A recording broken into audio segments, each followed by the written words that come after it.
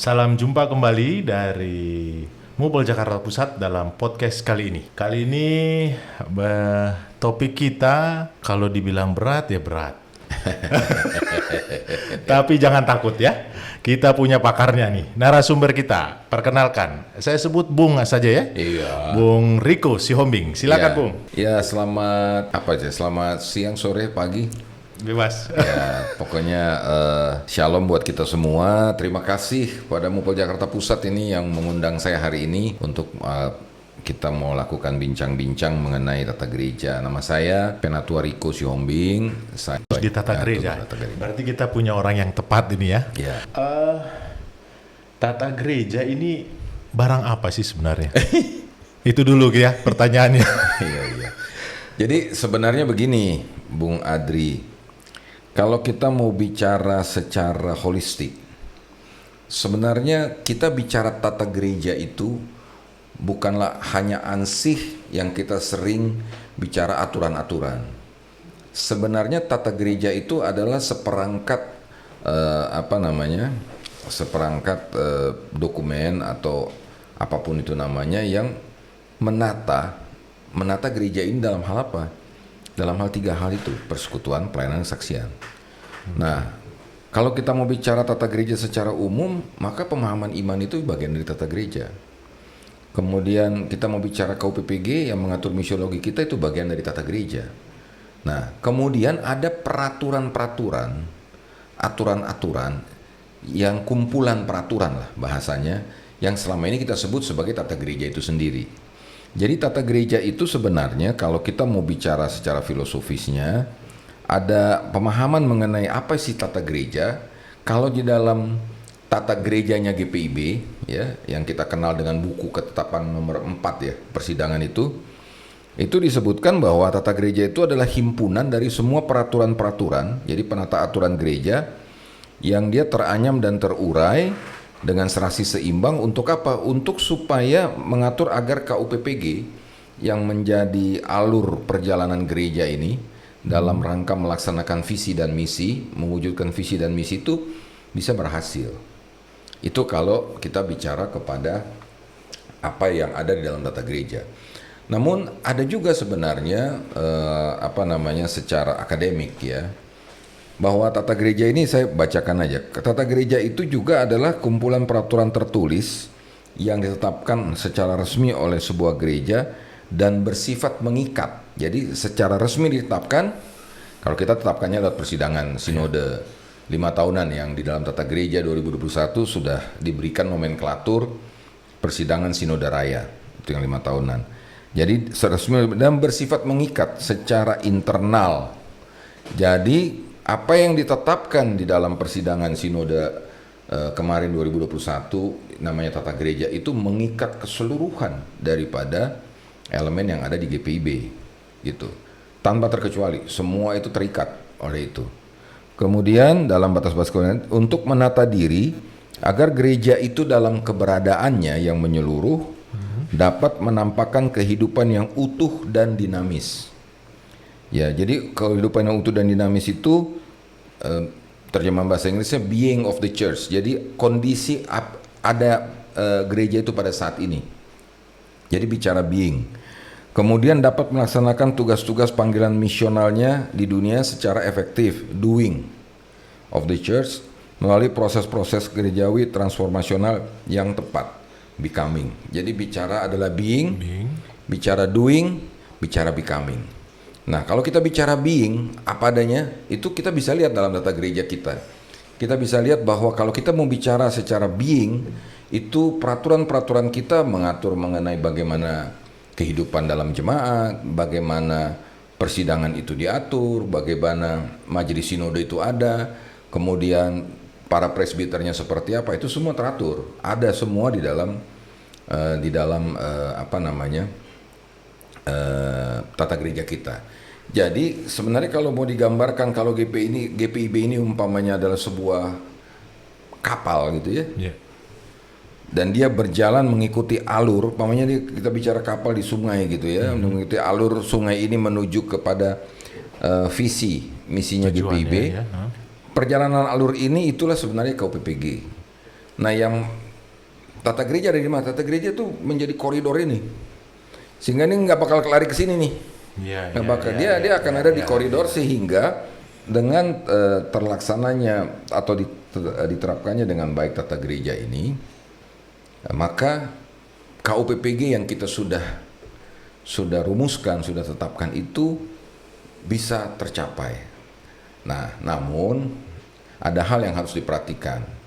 Nah, ini yang kadangkala bahwa tata gereja ini bukan tujuan. Mesti diingat, tata gereja itu bukan tujuan.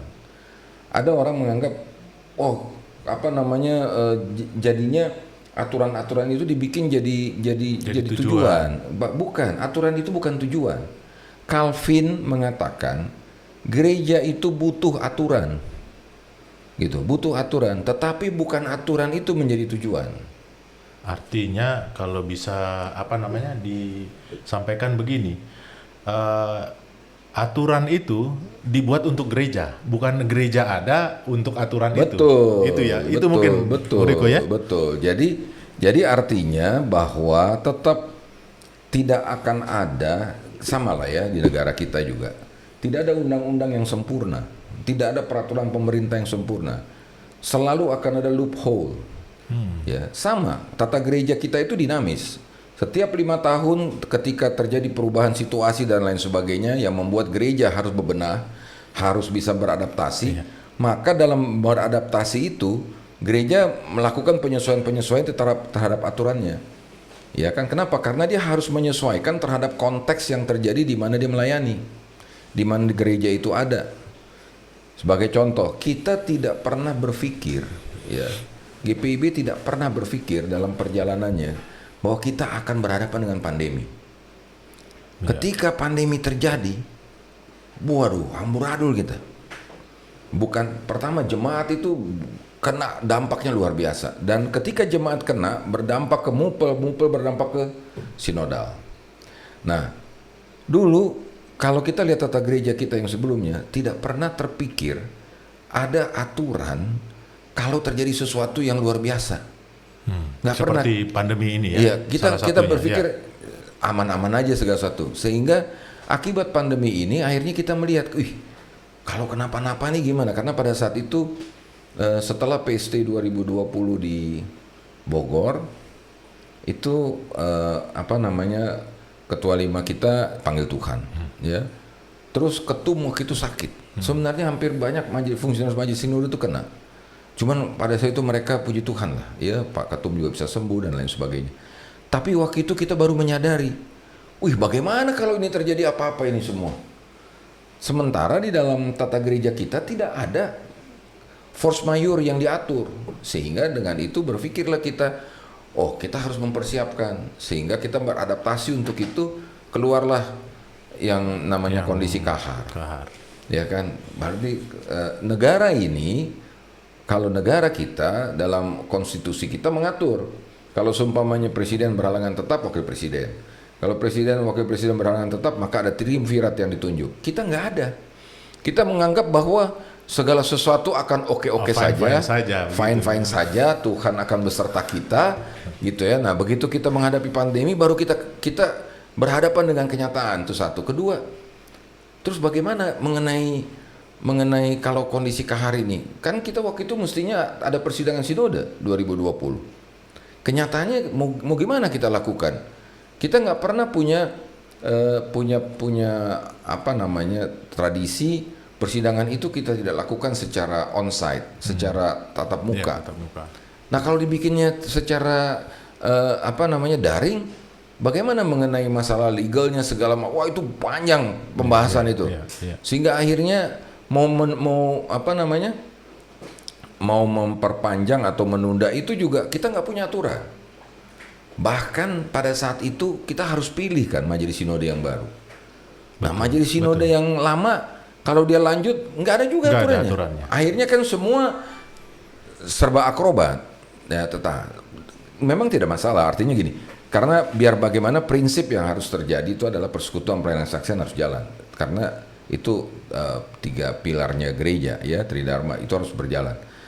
Nah, akhirnya semua mencoba beradaptasi minta apa dengan kekuatan yang juga Tuhan beri, hikmat baik di jemaat, baik di sinodal. Nah, cuman pada saat itu Panther akhirnya melihat, oh kita memang perlu. Jadi konsep yang sudah kita bangun, kita melihat kita harus tambahkan konsep ini, bahwa harus ada di dalam peraturan kita yang mempersiapkan untuk terjadinya force majeure. Nah, sehingga akhirnya di dalam tata gereja kita yang sekarang sudah ada sebagai contoh, kalau majelis sinode berhalangan tetap semua, ya terjadi perang atau apa, bagaimana mengenai gereja ini, ya kan? Nah, akhirnya langkah berikutnya, kalau BPPG masih ada, BPPG akan mengundang kita untuk PSI. Kalau BPPG nggak ada, semua nggak ada, mau bagaimana? Akhirnya di jemaat yang terdekat dalam jarak mengundang. Jadi itu step-step yang sudah mulai kita bangun gitu, mulai kita bangun, dan itu kita tuangkan dalam tata gereja. Itu kira-kira. Sebelum kita masuk ke hasil persidangan sinode 2021 yang di Surabaya waktu itu ya, secara hybrid.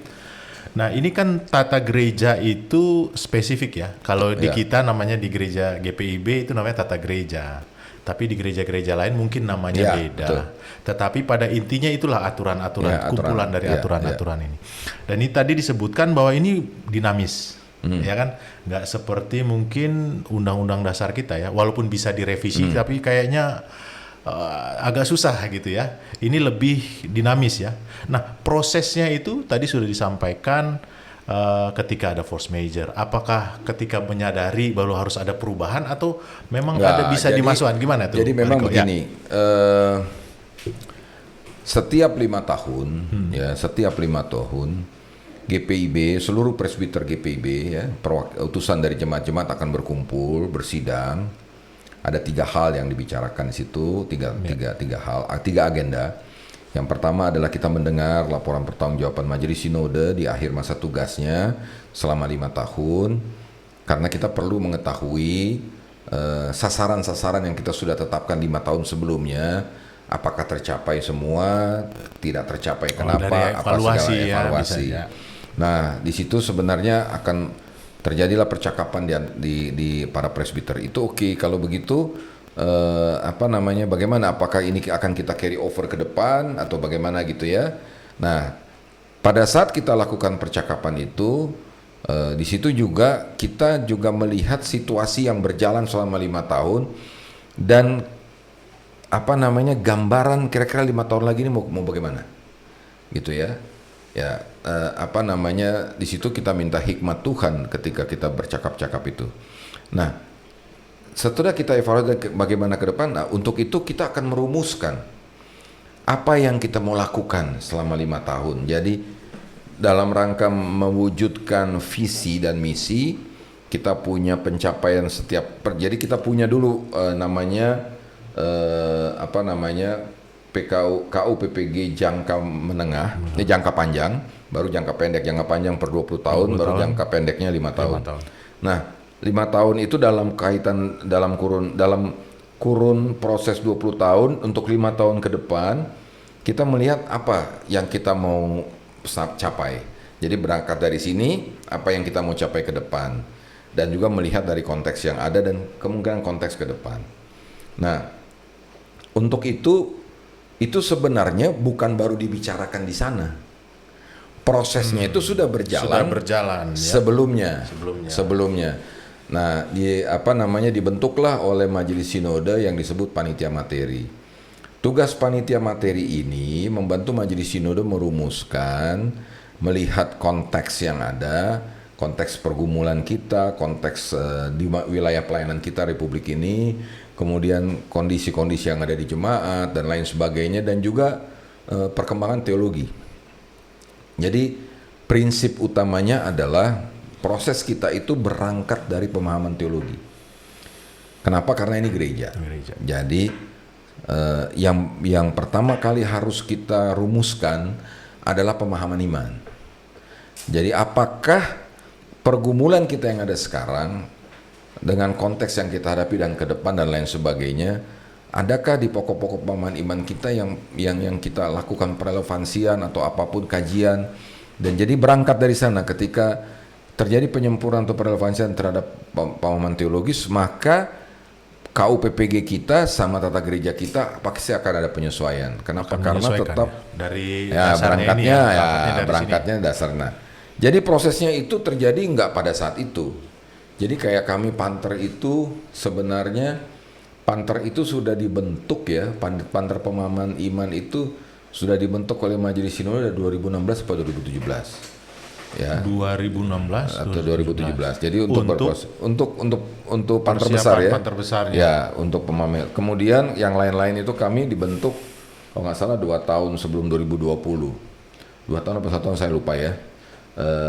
Nah sesudah itu kenyataannya karena pandemi itu berproses saya aja berproses 3 tahun. Nah tugas Panther inilah coba menyerap, kemudian membuat satu rumusan yang dipercakapkan bersama dan juga melihat kepada pemahaman teologi kita, pokok-pokok pemahaman iman kita. Sebagai contoh ketika saya masuk ke dalam Panther itu, tugas pertama yang kami lakukan itu adalah membuat daftar inventarisasi masalah terhadap tata gereja yang ada. Yang saat ini yang kemarin waktu itu berlangsung ya. Nah, yang dalam kami melakukan itu cermin apa yang kami pakai? Cerminnya itu adalah draft pemahaman iman yang sudah berproses selama 2 tahun. Nah, dari draft pemahaman iman, kemudian dari konteks pergumulan GPIB, kemudian negara dan sebagainya, kita buatlah daftar isian masalah untuk seluruh item yang ada.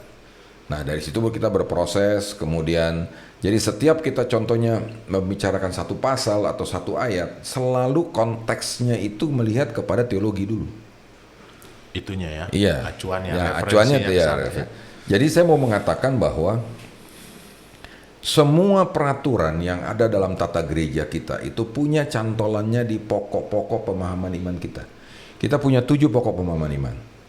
Sebagai contoh, ada yang bilang, oh tata gereja itu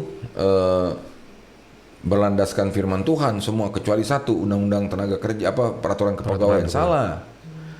Peraturan kepegawaian kita itu mencantol kepada pokok pemahaman iman kita itu minimum 2 pokok pemahaman iman. Dari 7 itu ya. Satu itu adalah manusia. Karena di dalam pemahaman iman GPIB itu kita menghargai manusia. Manusia itu di dalamnya adalah pekerja. Pekerja itu apa? Pegawai. Jadi kalau kita baca pemahaman iman mengenai pokok manusia, di dalam penjelasan itu jelas. Sehingga pekerja itu tidak menjadi warga negara kelas 2 di dalam gereja kita. Kita menghargai mereka. Yang kedua apa? Yang kedua itu adalah pokok pemahaman iman mengenai bangsa dan negara. Ketika kita mengakui bangsa dan negara ini dalam pemahaman iman kita, maka kita harus mengakui semua produk hukum mereka dan kita mengikatkan diri ke sana gitu. Nah, otomatis apa? Otomatis kalau kita baca peraturan nomor 10 mengenai kepegawaian dan turunannya teknis 10A, itu kita banyak mengambil dari undang-undang tenaga kerja.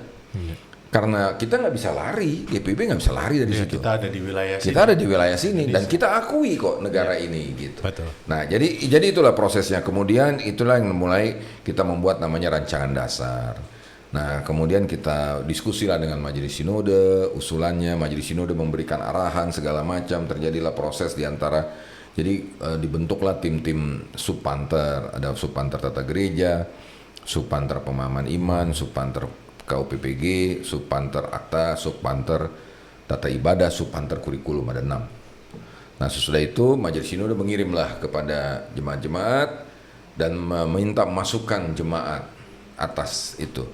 Nah kemudian semua masukan jemaat disampaikan masuk ke Majelis Sinode berikan kepada Panther, berproses lagi di Panther, kemudian kita lakukan kajian-kajian dengan akademisi segala macam. Jadilah itu draft ranum. Draft ranum inilah kemudian kita sampaikan kepada jemaat lagi untuk dibahas kemarin di PC 2020 di Bogor. Makanya dalam PC 2020 di Bogor itu ada dalam agenda acara percakapan, pembahasan. Nah sesudah itu masukan itu diolah lagi oleh panitia materi, majelis sinode serahkan ke panitia materi, kemudian jadilah itu yang namanya ranum, rancangan umum. Rancangan umum ini kemudian dikirimlah ke jemaat-jemaat, barulah dibahas lagi melalui sentra-sentra. Nah di sentra-sentra itu, disitulah kita juga sudah sampaikan kepada jemaat, contohnya mengenai peraturan pelaksanaan 10A. Panter sudah sampaikan bahwa waktu itu pemerintah sudah DPR menetapkan Undang-Undang Cipta Kerja. Ya, Cipta Kerja. Nah saya bilang, kita bilang, bukan saya ya, kita Panter itu mengatakan bahwa dalam rantap nanti kita harus lakukan beberapa penyesuaian. Kenapa? Karena kita nggak bisa lari dari undang-undang yang ada, kan gitu ya. Jadi mesti disesuaikan. Ya, udah. Jadi waktu itu kita udah sampaikan di sosialisasi itu bahwa ini akan ada peraturan pelaksana dan lain sebagainya, dan udah diomongin. Udah. Nah terus selesai kita proses, kemudian kita kirim lagi ke jemaat, barulah di dalam persidangan sinode dibahaslah rantap itu. Jadi itu proses yang panjang, melibatkan semua. Memang orang bilang, katanya sedikit. Kalau kita kan ada 326 dengan 25 mupel. Sebenarnya kalau dilihat proses yang kemarin ini terjadi, sambutannya jemaat tuh cukup baik. Mupel itu kalau saya hitung-hitung, dari mupel-mupel itu kalau dijumlahin jemaatnya hampir separuh dari kita memberikan masukannya. Iya, jadi menurut saya prosesnya cukup baik dan respon dari jemaat juga cukup baik. Nah, jadi kalau tadi Pak Adri nanyakan dari masalah prosesnya gimana, itu prosesnya itu panjang. Prosesnya ya. Panjang. Dan memang ini tata gereja kan elemen-elemennya itu dari GPIB ada majelis sinode, ada turun lagi ke musyawarah pelayanan, sampai ke jemaat. Ya, itu jadi, kan mencakup itu semua juga ya. Iya, jadi aturan-aturan itu. Artinya prosesnya juga dari majelis sinode ketika dia sampaikan ke jemaat, dia juga kirim surat ke mupel supaya mupel juga bergerak untuk juga turut mendorong jemaat-jemaat ini. Makanya contoh kayak kita di Mupel Jakarta Pusat waktu itu kita ada pembahasan bersama kan. Nah mupel-mupel lain juga lakukan itu gitu loh. Tapi pembahasan bersama itu tidak mengurangi pendapat jemaat. Jadi bukannya jadi menyamaratakan, enggak. Betul. Gitu loh. Makanya kalau kita di Jakarta Pusat kan habis kita percakapan, hasilnya itu diserahkan kepada jemaat-jemaat. Silakan jemaat-jemaat mau tambahkan, mau apa, ya kirim sendiri gitu kan ke majelis sinode. Kira-kira gitulah. Jadi memang proses itu nggak sebentar sebenarnya itu prosesnya, dan memang effortnya luar biasa. Betul. Semua jemaat terlibat dan dilibatkan begitu ya. Betul. Sehingga masuklah ke persidangan sinode itu untuk menentukan rantap itu menjadi ketetapannya. Bahkan sebelum rantap dikirim itu dilakukan kajian akademik oleh majelis sinode. Jadi majelis sinode itu mengundang teolog-teolog yang diberikanlah contoh ya, kayak pemahaman iman itu kita punya ranum ya atau draft rantap itu diberikan kepada Profesor siapa namanya yang di STT Jakarta nih, yang dari GKI ya, siapa siapa ya. Yoas ya. Nah, Yoas itu kasih pendapat mengenai itu. Banyak kritiknya. Oh, begitu ya. Kemudian kalau kita tata gereja itu Dr. Lazarus Purwanto. Itu banyak sekali. Nah, berangkat dari itu semua, kita masing-masing kita diperkaya. Jadi sebagai contoh kayak tata gereja, pertanyaan simpel dari Dr. Lazarus adalah dia cuma mau bertanya, mana eklesiologinya GPIB? Kita mengatakan, ada bagaikan butiran pasir di pinggir pantai. Dia bilang oke, tapi kan orang cuma nanya jelas. Makanya akhirnya dibentuklah pada saat itu tim kajian eklesiologi oleh Sekum, sehingga mereka lah mencoba menggali semua tradisi eklesiologi kita. Nah akhirnya kita waktu dalam percakapan kita menyadari waktu GPIB terbentuk 48, eklesiologi GPIB itu adalah bahtera. Itu berangkat dari khotbah Pendeta Supit ya pada saat inaugurasinya GPIB di Immanuel pada tanggal 31 Oktober kan ibadah jam 10 pagi. Kemudian dari situ terjadi dari Bahtera kemudian berangkat ke waktu itu dengan pendeta Maitimu misioner menjadi jemaat misioner gitu ya. Terus habis itu dari jemaat misioner kemudian bicara mengenai tubuh Kristus, dan terakhir itu adalah munculnya motonya GPIB yang dari Lukas 13 ayat 29 ya, yang dari timur barat utara selatan. Nah akhirnya setelah digali-gali sebenarnya eklesiologi kita pada saat ini itu adalah eklesiologi perjamuan. Nah perjamuan itu akan nampak di mana? Paling nampak di persidangan. Jadi sebenarnya persidangan sinode itu adalah suatu perayaan perjamuan di mana semua orang duduk sama tinggi dan sama rata di dalam meja perjamuan. Jadi memang di dalam kita bersidang itu kita itu perayaan iman. Perayaan. Iya, perayaan. Dipandang sebagai perayaan. Nah, kalau kita melakukan perjamuan di situ ada sukacita, bagaimana kita menentukan apa yang mau kita lakukan dan lain sebagainya gitu. Jadi nggak juga nggak boleh umpamanya yang satu duduk di meja, satu duduk di lantai, nggak ada. Semua sama. Tidak ada perbedaan. Umpamanya karena dia majelis sinode, dia duduk lebih tinggi daripada dia presbiter di majelis sinode, duduk lebih tinggi dibandingkan presbiter di majelis sinode, nggak ada. Semua sama. Iya. Nah, itulah akhirnya dimasukkanlah di eklesiologi perjamuan itu, masuklah ke dalam naskah pemahaman tata gereja di tata gereja kita. Kalau baca yang sekarang itu sangat jelas. Nah seperti itu. Jadi dinamis dan segala sesuatunya. Jadi sangat kaya sebenarnya. Yang tata gereja sekarang. Jadi sebelum kita masuk ke tata gereja yang sekarang ini, strukturnya dulu nih, Bung Riko. Struktur itu kan ada peraturan pokok, ada peraturan. Boleh dijelaskan singkat aja sebelum kita masuk ke itu? Jadi kalau kita di buku Tata Gereja 2021 itu dimulai dengan naskah pemahaman tentang latar belakang tata gereja ya. Di situ di dalam naskah pemahaman itu, disitulah ada teologi GPIB. Kita bisa memahami dan eklesiologi kita dari sana. Kemudian sesudah itu tata dasar. Tata dasar ya. Tata dasar itu hal-hal yang sangat substansi dari tata dasar itu nanti sebenarnya namanya tata dasar dia kalau dia seperti anggaran dasar gitu ya. Tapi kurang pas juga. Jadi tata dasar ini yang sebenarnya yang paling mendasar. Jadi aturan-aturan yang paling mendasar dari kita. Nah, dalam tata dasar itulah banyak hal juga di situ perubahan. Dari tata dasar kita turun ke 3 peraturan pokok. 3 ya. 3. Peraturan pokok 1 jemaat. Peraturan pokok 2 persidangan sinode. Peraturan pokok 3 adalah majelis sinode. Nah, kenapa jejer? Kan pertanyaannya itu. Jadi GPIB itu ada karena ada jemaat. Gitu. Bukannya majelis sinode dulu ada baru. Bukan. Jadi dulu jemaat-jemaat, dan tata dasar itu juga dijelaskan itu mengenai sejarah GPIB. Jemaat-jemaat yang sudah ada ini, 19 jemaat ini kemudian bersepakat. Ya. Nah, jadi makanya ketika mereka berkumpul ini jemaat-jemaat, itulah persidangan sinode. Hasil persidangan sinode itu apa? Majelis sinode. Makanya 1 jemaat, 2 persidangan sinode, 3 majelis sinode. Jadi nggak ada majelis sinode nomor 1, nggak. Makanya kalau orang nanya GPIB ini sebenarnya bertumbuh dari mana? Dari jemaat. Bertumbuh dari jemaat. Nah, baru di bawah peraturan 1, 2, 3 muncullah peraturan-peraturan. Dulu ada 15 peraturan,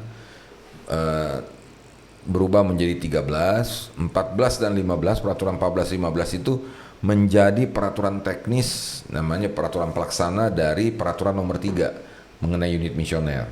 Karena peraturan nomor 14 dulu bicara mengenai musyawarah pelayanan, peraturan nomor 15 bicara mengenai pelayanan kategorial. Nah, sementara peraturan nomor 3 itu bicara mengenai unit misioner secara keseluruhan. Sehingga akhirnya itu 2 itu ditaruh di bawah. Diselipkan di situ. Bukan diselipkan. Jadi diturunin menjadi peraturan pelaksana teknis daripada peraturan nomor 3. Kemudian ditambahkan lagi 1 peraturan pelaksana yang menyangkut teknis-teknis kepegawaian, itulah peraturan pelaksana 10A di bawah peraturan kepegawaian. Jadi peraturan nomor 10 itu punya peraturan pelaksana 10A. Jadi itu tata gereja kita itu. Jadi naskah, tata dasar, 3 peraturan pokok, 13 peraturan dan 3 peraturan pelaksana. 3 peraturan pelaksana ya.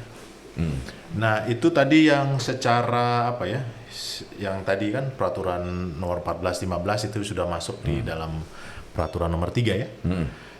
Selain itu hal-hal apa saja yang secara signifikan berubah atau terjadi penyesuaian dibandingkan dengan tata gereja sebelumnya 2015? Pertama di dalam naskah pemahaman di situ sudah muncul eklesiologi kita. Kita bisa sebelumnya tidak ada ya? Ada. Kita bukannya nggak ada. Tidak apa ya? Tidak secara signifikan nampak gitu. Kalau ini sekarang kita sudah bicara eklesiologi perjamuan. Jadi jelas eklesiologi yang sekarang tidak secara gamblang. Tidak secara gamblang. Kemudian yang kedua, di dalam naskah pemahaman tata gereja itu sudah mulai juga dibuka mengenai pemendetaan, ya proses kalau dulu bahasanya perupaan pendeta, sekarang pemendetaan, kemudian mengenai diaken penatua dan lain sebagainya. Dan di dalam itu nanti akan muncul di peraturan nomor 1. Nah, kemudian di dalam tata dasar ada beberapa hal. Di dalam tata dasar itu sudah dimasukkan dan diluruskan kembali sejarah berdirinya GPIB. Jadi GPIB itu dulu waktu tata dasar sebelumnya yang dikatakan GPIB dibentuk karena dari GPI. Padahal sejarahnya enggak. Memang kita semua anggota GPI ya, jemaat-jemaat yang 19 ini. Tetapi bukannya GPI yang nyuruh mereka bikin GPIB. Mereka ini 19 bersepakat. Gitu, bersepakat untuk mendirikan satu gereja mandiri. Nah, dan GPI waktu itu merestui. Kenapa? Karena memang sudah lebih dulu GEMIM berdiri, GPM, GEMIT gitu ya. Dan GEMIM, GPM, GEMIT ini mendukung. Itu di tata dasar. Kemudian kita dari dulu ya, berdasarkan hasil kajian kami panitia Panther, kita punya 26 jenis logo. Wow. Dan nggak tahu logo mana yang benar. Semua mengatakan semua mau bikin sendiri ya. Semua mengatakan bahwa itu benar. Ada yang ada perahu, ada yang ini. Akhirnya pada waktu itu kita membuka kembali arsip. Ya, arsip-arsip semua persidangan sinode. Jadi kayak masalah 19 jemaat itu kita membuka arsip sidang proto sinode pertama. Dulu hanya orang bilang, oh GPIB berdiri waktu itu di Immanuel. Padahal arsip itu sangat jelas mengatakan sidang proto sinode itu adanya di Nassau Kerk. Sini. Di sini ya. Di Paulus. Bersidang itu di ruang perpustakaan tuh, yang sekarang udah jadi gedung pertemuan kan.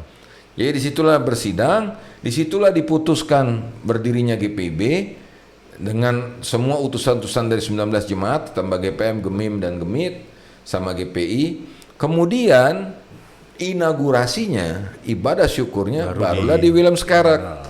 Disitulah dinyatakan dan disitulah dipilih majelis sinode pertama 3 orang. Nah, 3 orang ini adalah KMJ kalau kita bahasanya KMJ. Ya. Nah, mereka ini belum berkantor di Medan Merdeka Timur karena di sana tidak. Yang ada itu adalah kantor GPI. Mereka ini ada di jemaat-jemaat masing-masing. Dan kalau saya nggak salah, ketua majelis sinode pertama kita itu di Bandung. Gitu. Nah, sesudah itu barulah mereka bersidang. Waktu itu dulu persidangan sinode per 2 tahun. Sering dipakai Immanuel karena lebih besar. Nah, kemudian tahun 90, persidangan sinode kita 90, disitulah dirumuskan logo GPIB. Jadi ada keputusan persidangan sinode, namun di situ belum ada gambarnya. Hanya ada kata-kata. Jadi dalam keputusan persidangan itu sangat jelas. Matahari melambangkan apa, sinar melambangkan apa, kota dan gambar kota sama gambar gunung itu melambangkan apa, semua ada. Nah, berangkat dari situlah kemudian Panther merumuskan. Waktu itu dibantu oleh Penatua Wilson ya, dari Immanuel Depok sama rekannya satu lagi saya lupa itu Pak siapa. Dari habis itu mereka mengusulkan Jadi kita juga lihat nih dari 26 yang ada Mana sama yang terakhir ya, kandidat ini. Jadi sebenarnya apa namanya ini ya logo-logo yang ada di cap apa yang terakhir itu sudah mendekati ke yang keputusan PES tahun 90. Jadi kita tinggal luruskan lagi semua, akhirnya udah. Terus kita bicarakan, nah itu diputuskan kemarin sehingga GPIB itu hanya punya satu logo. Jadi nggak ada GPIB yang ini logo ini nggak. Yang hari ini kita punya ya. Hanya satu logo. Nah itu yang kita harapkan waktu itu, kita juga sudah sampaikan ke Majelis Sinode 20, yang kita minta Majelis Sinode 21 segera daftarkan ke Undang-Undang Hak Cipta. Nah pertanyaannya waktu itu ada yang telepon saya, Pak, terus gimana nama jemaat atau gampang logonya, nama jemaatnya tulis aja di sebelah atau di bawahnya, tapi jangan lagi nambahin segala sesuatu di sini gitu. Nah sebenarnya stempel juga begitu. Jadi memang itu mau menandakan bahwa GPIB itu satu. Ya. Masalah jemaat-jemaat yang banyak, tetapi tetap yang namanya GPIB satu, logo itu satu gitu. Ya. Nah itu logo. Kemudian di peraturan pokok ya, di dalam tata dasar itu juga ada ada tambahan pasal mengenai kondisi kahar. Kalau terjadi force majeure, bagaimana mengenai GPIB ini? Nah di situ juga udah diberikan jadi ada kewenangan extraordinary yang diberikan kepada Majelis Sinode ketika terjadi kondisi force majeure dengan beberapa ketentuan. Jadi harus terpenuhi dulu ketentuan itu baru bisa Majelis Sinode mengatakan force majeure. Kenapa? Karena ketika terjadi kondisi kahar, ya maka gereja ini sepertinya menjadi episkopal. Kita ini kan presiden, sepertinya akan menjadi. Kenapa? Karena kewenangan itu kewenangan itu semua ada di Majelis Sinode. Jadi contohnya sebenarnya kan kewenangan tertinggi di gereja ini bukan Majelis Sinode, persidangan sinode. Tapi karena terjadi kondisi kahar, maka Majelis Sinode yang seakan-akan menjadi punya kewenangan yang sangat luar biasa. Dan untuk itu supaya tidak abuse harus diatur. Ketika dia mau mendeklarasikan itu harus terpenuhi. Kalau nggak terpenuhi, kondisi ini harus terpenuhi dulu. Nah itu. Kemudian di peraturan pokok nomor 1 kita mulai introduksi juga mengenai budaya digital. Jadi contohnya ibadah-ibadah. Ya selama ini kita nggak punya dasar kan bikin ibadah secara digital. Ya kan kita bikin perjamuan kudus juga secara digital, dari mana jalannya. Iya betul. Kemarin itu kan kita berusaha sebenarnya beradaptasi. Kalau sekarang ruang digital itu sudah kita buka. Bahkan persidangan sinode sendiri sudah bisa dibuka secara digital. Jadi secara daring bisa dilakukan. Untuk apa? Supaya kita bisa terus bergerak. Kemudian mengenai itu juga kalau terjadi kondisi kahar terhadap majelis sinode dan lain sebagainya. Nah di peraturan 1 di tata dasar juga masalah wilayah pelayanan itu dibikin tegas, batas barat, timur, utara, selatan. Di peraturan 1 itu juga ada mengenai etika presbiter. Sekarang dulu kita nggak punya. Dulu nggak punya.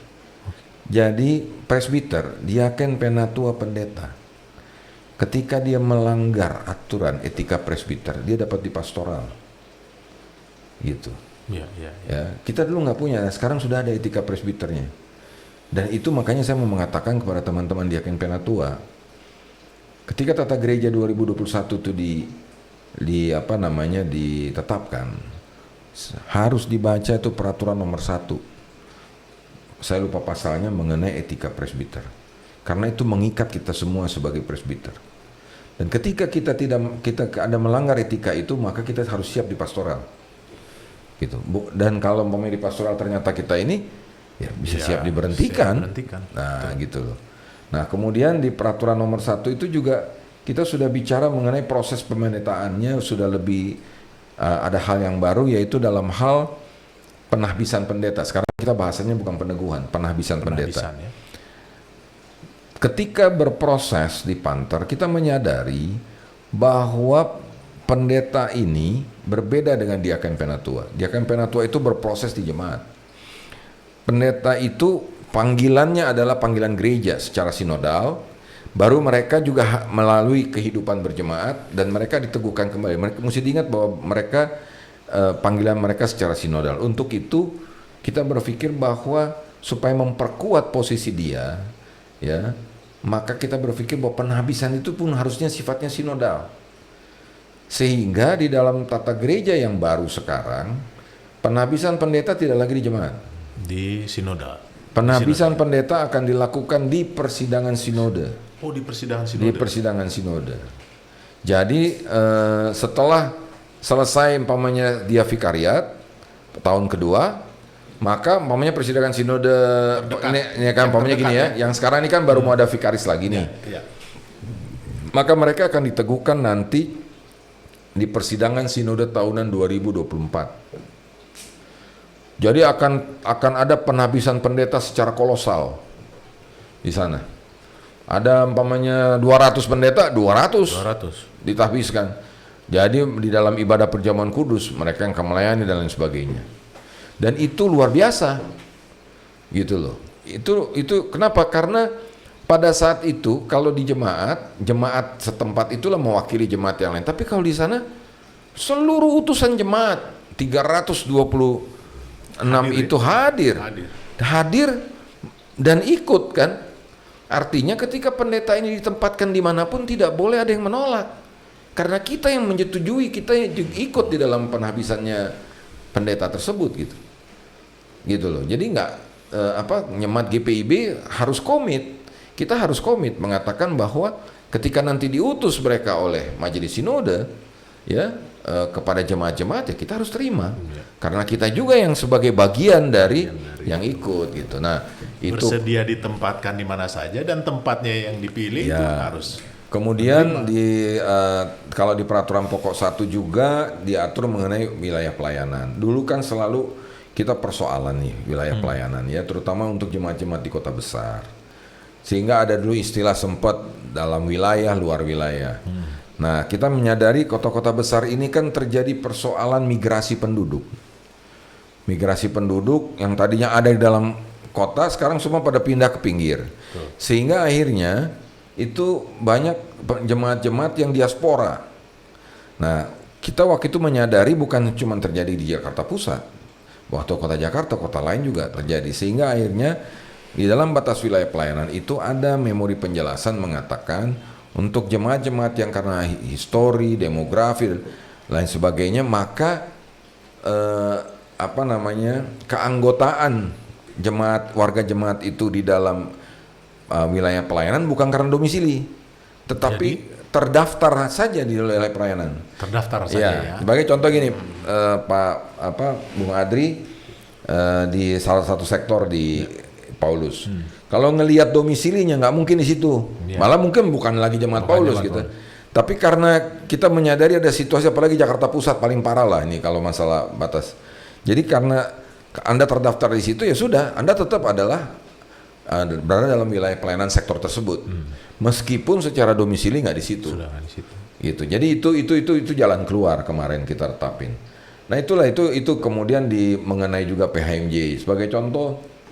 Kalau PAW sekarang, ketika PAW itu kurang dari setengah masa tugas, tidak dianggap satu periode. Oh, tidak dianggap satu periode. Itu tujuannya. Kurang dari setengah ya. Iya. Tujuannya apa?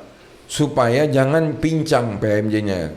Pamannya berhalangan tetaplah salah satu PHM, hanya udah tinggal 6 bulan atau 5 bulan. Orang gue cuma jadi 3 bulan terus gue nggak mau. Kalau ini enggak, jadi ya bisa tetap dilakukan PAW, dia menjabat tidak dihitung satu periode, gitu. Ya. Nah sama juga ketika dia terpilih menjalankan tugas PAW, dia jatuh sakit, sehingga dia nggak bisa menjalankan, dia harus mundur. Maka dia juga nggak dihitung satu periode, gitu loh. Jadi sama ini. Sama ya. Jadi sama, ya sama. Jadi itu yang ini. Kemudian masalah juga contoh gini, nanti kita sekarang suka ngalami masalah ya. Ketika kita kan akan pemilihan diaken penatua tahun ini. Di dalam aturan kita, diaken penatua baru itu tidak boleh jadi PHMJ. Dia harus lewatin 2,5 tahun.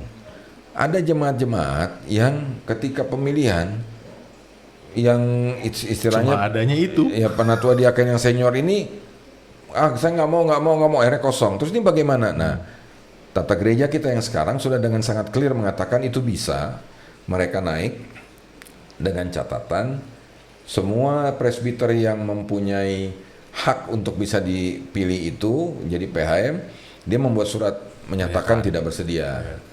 Nah, itu kemudian hal-hal yang lain menyangkut mengenai kepegawaian. Di peraturan pelaksana 10A itu udah bicara mengenai pesangon. Nah, itu yang selama ini bahwa contoh pendeta kita itu dia adalah pegawai. Jadi ketika dia pensiun, maka dia harus terima pesangon, bukan hanya dana pensiun. Dana pensiun itu kan dibayar dari gaji dia. Ya. Tapi ada kewajiban lembaga Untuk harus memberikan pesangon. pensiun. Nah, ini sekarang udah sangat jelas, sangat clear. Kalau dia sakit berkepanjangan, kalau dia meninggal dalam pelayanan, apa yang mesti diberikan oleh lembaga itu sudah sangat clear di peraturan pelaksana 10A. Kemudian mengenai dana pensiun juga yang mengenai iuran pasti itu juga sudah ada kemudian yang mengatur mengenai yayasan, mengatur mengenai BUMG. BUMG kita itu sangat clear sekarang. Fungsionaris Majelis Sinode tidak boleh menjadi pengurus BUMG. Ya, selama ini sebelumnya ketua umum kita jadi komisaris utama, ya. Sekarang nggak bisa. Itu nggak bisa ya. Kemudian pemegang sahamnya itu adalah yayasan-yayasan GPIB. Jadi tidak boleh GPIB secara langsung. Kenapa? Karena kita menjaga. Kalau kita udah bicara bisnis, seringkali masuk di daerah yang abu-abu kan. Nah ini jadi itu sudah diatur. Kemudian mengenai pola kerja. Nah kemudian departemen-departemen. Nah ini ada yang menarik kalau departemen ini. Kita waktu itu menyadari bahwa waktunya fungsionaris Majelis Sinode itu kesedot habis banyak urusan internal. Kenapa? Karena keberadaan departemen itu dikelola yang mengkoordinir departemen itu sifatnya adalah volunteer. Ya, volunteer. Sehingga akhirnya kesedot banyak lah di waktu. Karena jadi dari 11 langsung ke urusan dengan 326. Nah, kita waktu itu di Panther berpikir bagaimana caranya supaya yang pertama supaya bisa ada distribusi pengelolaan yang lebih baik ya di lingkup sinodal. Kedua, kita ini nggak punya jenjang kaderisasi. Coba kita lihat seorang presbiter, dia di jemaat, ya jemaat nih, kemudian jadi PHM, jadi PHM, terus kalau bicara di Angin Penatua ya, kemudian dia naik nih ke mana? Mupel paling besar tuh Jawa Timur 48, ya. Kemudian habis itu berangkat dia pemilihan diutus untuk ini. Nah, untuk ke PS untuk sinodal. Sinodal. Pertanyaannya apakah dengan dia punya pengalaman 48 itu cukup? Ya kan? Ya. Nah kita sementara selama ini selalu bicara bagaimana kita mempersiapkan pemimpin-pemimpin GPIB segala macam. Nah akhirnya kita waktu itu punya pemikiran mesti ada sebenarnya jenjang yang kita persiapkan untuk itu. Ya. Di mana jenjang itu? Departemen. Sehingga kenapa? Karena departemen ini mereka lah yang akan melihat, mereka sudah mulai belajar berhadapan dengan 320 sekian jemaat. Ya kan? Nah, dan departemen ini harus bisa menjadi tangan kanan daripada Majelis Sinode sesuai dengan pembidangan. Sehingga Majelis Sinode 40% waktunya yang ngurusin internal sudah diurus sama departemen, dia punya lebih banyak waktu ya menempatkan GPIB ini dalam percaturan yang ada di masyarakat. Dalam rangka membawa visi misi Missio Dei gitu, misi Allah itu, kita lebih bisa banyak waktu gitu. Makanya dari situlah akhirnya keluarlah pemikiran yang waktu itu berproses, ketua dan sekretaris departemen itu penuh waktu. Penuh waktu ya. Nah, pemahaman penuh waktu ini, yang pertama kalau dia seorang pendeta dia tidak KMJ, dia memang full time jadi ketua departemen, ya, maupun jadi sekretaris. Kalau dia diaken penatua, dia tidak boleh jadi PHM. Dia full time mengurus Dia itu. full time ya. Betul. Ya. Nah, Betul. untuk itu karena dia full time disadari dia butuh topangan dalam banyak hal. Salah satunya apa? Dalam hal ekonomi, ya. Sehingga di dalam peraturan pelaksana 10A itu ada yang namanya tunjangan di majelis sinode itu, di kantor majelis sinode itu, yang dapat tunjangan itu fungsionaris majelis sinode, ketua dan sekretaris departemen, sama kasir, hanya 3. Nah, saya nggak tahu sekarang apakah majelis Implementasinya sinode, begitu ya. implementasi seperti apa. Nah, tujuannya apa? Tujuannya supaya sebenarnya gambaran organisasi itu dalam perjalanannya yang akan lebih banyak berinteraksi itu adalah departemen. Gitu. Kalau ada jemaat datang dengan masalah, dia tidak langsung ketemu majelis sinode. Jemaat pun yang datang juga mesti tahu merumuskan apa masalah saya. Iya. Kan gitu. Masalah saya ini menyangkut apa? Menyangkut teologi dan persidangan, menyangkut Palkas, menyangkut Germasa, menyangkut apa? Kan nggak bisa, pokoknya saya mau ketemu majelis sinode. Masalahnya apa? Masalah Anda apa? Kan gitu. Pokoknya mau ketemu aja, saya nggak suka nih loh. Kan nggak bisa kayak begitu. Nah, sehingga yang waktu itu kita punya gambarannya, ketika majelis sinode nih, mestinya nih setiap sidang majelis sinode, maka departemen-departemen itu disiapin hasil analisisnya, kemudian apa, sehingga lebih majelis sinode bisa lihat sesuai pembidangan, oh begini gitu kan. Kemudian dibawa dalam percakapan 11 orang itu, mereka bisa langsung cepat ambil dan waktunya lebih banyak. Oke, bagaimana mengenai kondisi Indonesia ini secara pandemi? Apa yang kita bisa lakukan? Apa yang bisa GPIB lakukan? Pamannya masalah stunting. Ya kan? Yang presiden apa namanya? Tenkes. Apa yang bisa GPIB lakukan untuk stunting? Apakah di dalam wilayah pelayanan GPIB ada stunting? Ada stunting atau enggak? Atau enggak? Ya. Kan gitu kan? Ya. Nah, oke, terus apa yang bisa dilakukan? Kemudian habis stunting apalagi masalahnya? Kayak sekarang kelangkaan minyak goreng. Apa yang GPIB bisa suarakan untuk itu? Ya kan? Nah, itu perlu waktu untuk bicara ini. Karena ini kan bicara kenabian. Ketika GPIB juga bisa menyampaikan bahwa GPIB berpendapat seperti ini. Segala macam. Contoh, penundaan pemilu. GPIB juga sebenarnya bisa bicara. Bagaimana menurut kita? Apa yang kita lihat sebagai gereja yang Tuhan tempatkan di dunia ini melihat itu? Itu perlu untuk diskusi daripada ini, dan itu sampaikan. Nah, internal ini biarlah departemen ini yang bekerja. Kayak Germasa, mereka akan lakukan koordinasi dengan mupel dan lain sebagainya gitu ya. Jadi majelis sinode, nah juga mupel itu juga diberi penguatan di tata gereja. Sebagai contoh, di dalam peraturan pelaksana mupel itu sekarang sudah dibuat. Mupel itu bisa menerima penugasan secara sinodal untuk contohnya penahbisan rumah ibadah. Oh, bisa itu ya? Mupel bisa ya sekarang ya? Sekarang bisa. Iya. Selama Bisa. ini kan harus dari Bisa kan di situ sinodal. bisa jadi mupel bisa menerima pendelegasian tugas dari majelis sinode. Itu kemudian utus sambut pendeta KMJ. Bisa. Sekarang sudah ada klausul itu. Gitu loh. Nah, sekarang tinggal implementasi. Kan. Kembali aturan mau dibuat apapun bagus, lengkap, teratur segala macam, kan kembali. Kalau kita nggak komit ngejalanin, ya apapun nggak bakal jalan. Jadi kalau mau perubahan, banyak sekali perubahan. Banyak. Jadi artinya ketika dilakukan perubahan itu memang bukannya sembarang merubah. Perubahan itu kami Pantar itu melakukan kajian. Ya, contohnya adalah masalah pelurusan sejarah itu bukannya sembarang-sembarang itu. Kita baca dokumen protosinode, kita juga baca bukunya Abineno, segala macam lah kita baca. Kemudian undang-undang juga kita lihat, segala macam gitu ya.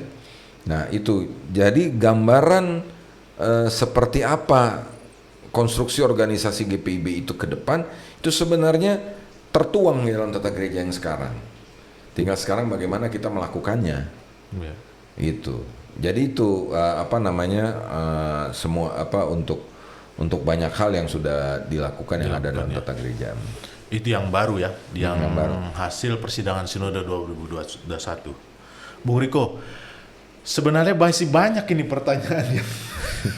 Ya mungkin teman-teman di luar juga pingin menanyakan begitu. Tapi memang nanti kita atur lagi ya. Oke, gampang. Luar biasa, penjelasannya luar biasa. Saya minta terakhir closing statement, rangkuman, kira-kira rangkuman dari apa yang tadi kita sudah perbincangkan yang ingin ditegaskan kembali oleh Bung Riko ini terkait tata gereja. Closing statement dari saya mungkin seperti ini ya, bahwa tata gereja itu produk bersama. Jadi adalah satu produk yang dihasilkan melalui proses panjang, ya, melalui randas randum merantap. Kemudian bukan hanya segelintir orang yang berproses, ya, tetapi berproses semua dengan jemaat. Dan itulah yang kita sepakati. Kita sudah sepakati di tahun 2021 dalam persidangan sinode yang ke depan untuk selanjutnya kita sebut persidangan sinode raya. Maka tugas kita sekarang adalah mari kita komit untuk melakukannya, melaksanakannya di dalam kehidupan bergereja kita. Nah, pertanyaannya, apakah tata gereja ini sudah sempurna? Tidak ada yang sempurna. Yang sempurnanya firman Tuhan. Ya, karena manusia itu sebenarnya bukanlah makhluk sempurna. Dia selalu ada flow, ada ini. Nah, ketika mungkin ada hal yang kita lihat, oh masih perlu, mari kita buat itu menjadi catatan. Karena dalam tata gereja kita, majelis sinode itu sudah diberikan durasi waktu. Selambat-lambatnya 2,5 tahun sebelum persidangan sinode raya harus membentuk pantar kembali. Kenapa? Ya, untuk ke depan kenapa? Karena PKU PPG kita jangka pendek akan berakhir 2026. Jadi harus dirumuskan kembali, kita harus merumuskan bersama-sama apa yang kita mau lakukan 20 tahun kemudian dari tahun 2026. Gitu. Apakah kita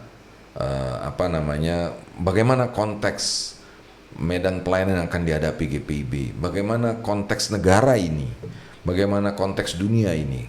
Karena kita menyadari kita tidak bisa, Indonesia ternyata kan tidak bisa lepas dari kondisi global. Ya kan, kita dulu pikir pandemi kita nggak ada urusan lah, ya, tapi ternyata kita ada urusan. Saya termasuk yang pertama kali kloter pertama dari menghadapi COVID. Dan puji Tuhan, jadi ketika dulu di tengah-tengah COVID itu kita pernah ada pertemuan. Saya waktu itu masih jadi ketua 5 Mupel Jakarta Pusat, diutus ke dalam pertemuan itu. Di dalam pertemuan Mupel-Mupel itu ada kekhawatiran semua kita, ya, termasuk juga tokoh-tokoh GPIB, ya. Bagaimana jemaat ini bisa bertahan sehingga akhirnya dalam percakapan itu ada usulan-usulan perumusan sesuatu. Tapi yang saya lihat setelah 6 bulan kita ketemu lagi, 6 bulan apa lebih, itu yang saya bilang, kita ini salah selama ini, bahwa jemaat itu punya daya lenting yang luar biasa, bertahannya luar biasa. Jadi saya bilang, kita berpikir secara sinodal jemaat ini bakal punya masalah, tapi ternyata mereka tuh bisa survive ya. Luar biasa gitu loh. Jadi saya bilang sama, waktu itu kita ngomong, saya bilang kita nggak bisa underestimate jemaat kita, janganlah pernah, karena ternyata mereka di dalam situasi yang dihadapi di wilayah pelayanannya, mereka bisa beradaptasi, mereka bisa jalan. Nah, yang paling penting sekarang jangan kita nambahin beban, gitu, ya kan? Kita dorong mereka, kita support mereka, ya kan? Dan kalau perlu apa masalah mereka tuh bisa terbuka. Nah, itu yang sebenarnya kami yang diharapkan oleh Panther itu juga salah satunya di dalam aturan-aturan di Mupal, ya, peraturan pelaksana nomor 3A itu mengenai musyawarah pelayanan. Kenapa tidak bahasanya sidang sekarang? Bicaranya musyawarah. Ya. Mau ditekankan kembali bahwa ini sebenarnya kan musyawarah pelayanan ini kan rembuk bersama ini jemaat-jemaat. Maka kalau bertemu ya bermusyawarah. Kita carilah, kita dari hati ke hati berbicara sebagai jemaat-jemaat yang ada dalam satu wilayah pelayanan. Bagaimana kita mau melaksanakan pelayanan? Jadi statement dari saya terakhir, ya, mari kita laksanakan tata gereja ini dengan baik. Kekurangan-kekurangannya mari kita catat menjadi masukan, nanti ya kita sampaikan ke dalam Panther ke depan. karena sekarang kan situasi new normal sampai ke depan. Dan tata gereja bukan tujuan, ya. Tujuan kita tetap adalah visi dan misi GPIB yang harus kita wujudkan, yang akan kita wujudkan. Turunan dari mana visi misi GPIB? Kembali itu adalah turunan dari misi Allah yang kita percaya, yang menjadi misi gereja. Jadi misi gereja itu adalah misi Allah itu adalah misi gereja. Nah, GPIB menuangkannya melalui visi dan misi. Itu jadi dan para presbiter ya mesti menguasai itu. Tapi sebelum menguasai tata gereja, kuasailah pemahaman iman GPIB. Karena di situ landasan teologisnya. Itu aja dari saya. Baik. Terima kasih, luar biasa nih. Rekan-rekan nggak terasa nih waktunya. Riko ya? Luar biasa. Nanti kita bahas kembali. Oke. Kami akan menghadirkan podcast Mupol Jakarta Pusat akan menghadirkan topik-topik terhangat tentunya yang memang ada menjadi pergumulan di jemaat atau mungkin yang ada yang kurang-kurang mengerti begitu, bisa menghubungi jemaat masing-masing atau di kami nanti bisa lihat di podcast kita. Okay. Nama podcast kita ini PMP. Apa tuh? Podcast Mupol Pusat. Iya, begitu iya, ya. iya, Biar gampang dicerna begitu. Oke, nantikan kami lagi dalam podcast selanjutnya. Terima kasih Bung Riko. Ya, sama-sama. Terima kasih Bung Adri.